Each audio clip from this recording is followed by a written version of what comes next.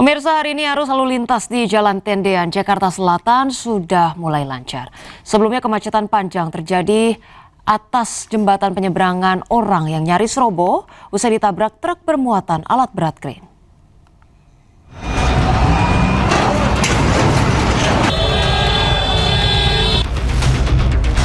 Kemacetan panjang terjadi di Jalan Tendean, Mampang, Jakarta Selatan sejak Selasa pagi hingga malam. Antrean panjang kendaraan terjadi saat proses evakuasi jembatan penyeberangan jalan yang nyaris roboh ditabrak truk pengangkut krain.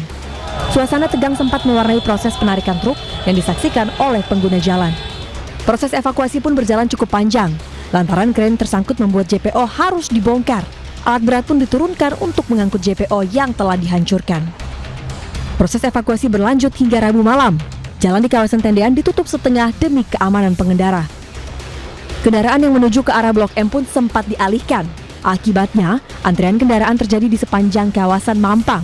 Evakuasi pun dilakukan dengan hati-hati agar besi-besi JPO tidak berjatuhan dan menimpa warga. Sementara itu, dari hasil pemeriksaan, Gubernur Jakarta Pramono Anung memastikan insiden dipicu dari kelalaian supir. Dengan kerusakan JPO di Tendean, yang memang betul-betul pasti ini karena keteledoran dari pengemudi yang membawa alat berat yang melebihi kapasitas tingginya sehingga menyebabkan kemacetan yang luar biasa. Dan untuk itu saya sudah meminta kepada Dinas Perhubungan, kemudian OPD terkait untuk membantu membuka kelancaran lalu lintas yang ada di JPO. Sebelumnya, jembatan penyeberang orang nyaris ambruk usai ditabrak truk membawa eskavator di kawasan Tendean, Jakarta.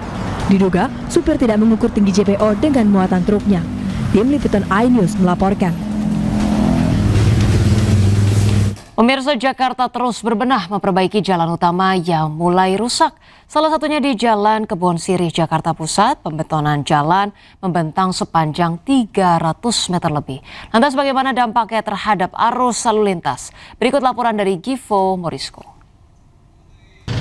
Pemirsa, saat ini saya sedang berada di Jalan Kebon Sirih, Menteng, Jakarta Pusat, di mana sedang berlangsung proyek pembetonan dari Provinsi DKI Jakarta yang mengakibatkan arus lalu lintas mengalami kepadatan.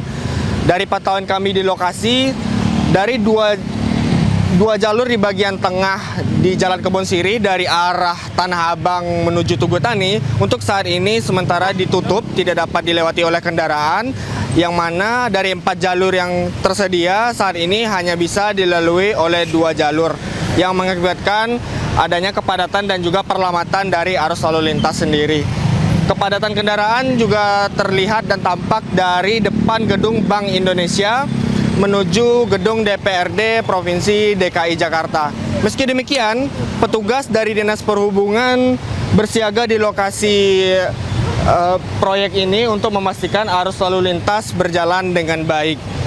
Dari Dinas Bina Marga sendiri juga menjelaskan bahwa proyek ini akan dilaksanakan sepanjang 345 meter yang dimulai dari Wisma Penta menuju gedung BNPB Republik Indonesia.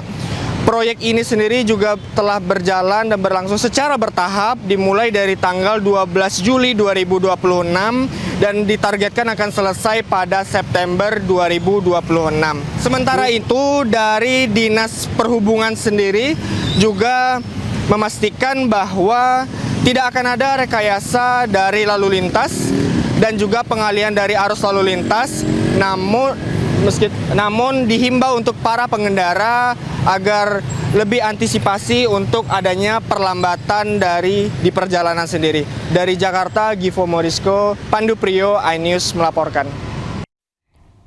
Pemirsa, seorang karyawati bengkel mobil di Tangerang Selatan layak mendapatkan penghargaan. Berkat kesigapannya, ia berhasil menggagalkan pencurian barang berharga milik pelanggan bengkel.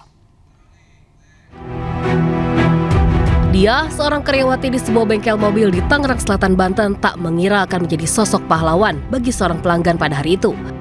Dengan keberaniannya, ia berhasil menggagalkan pencurian barang berharga dari sebuah mobil yang sedang diservis. Kamera pengawas merekam 2 pelaku yang sudah membagi tugas. Satu orang berusaha mengambil barang berharga di dalam mobil yang diperbaiki, sedangkan pelaku lainnya menunggu di luar sambil mengamati situasi. Dia yang sudah memperhatikan gerak-gerik pelaku langsung berteriak saat seorang pelaku mengambil tas dari dalam mobil. Intinya lebih peduli dengan lingkungan sekitar aja sih Pak gitu. Apalagi kan di area kita kerja juga kan Pak, itu kan pasti mempengaruhi juga, maksudnya ada keamanan diri kita sendiri juga gitu. Meski pelaku berhasil melarikan diri, barang berharga korban masih bisa diselamatkan. Dari Tangerang Selatan, Banten, Nunung Purnomo, iNews melaporkan. Pemirsa, pencurian dengan modus geser tas milik seorang pengunjung kafe di Jalan MH Tamrin, Tanah Abang, Jakarta Pusat terekam kamera pengawas. Pelaku membawa kabur tas berisi laptop, kunci, dan STNK mobil serta sejumlah dokumen berharga.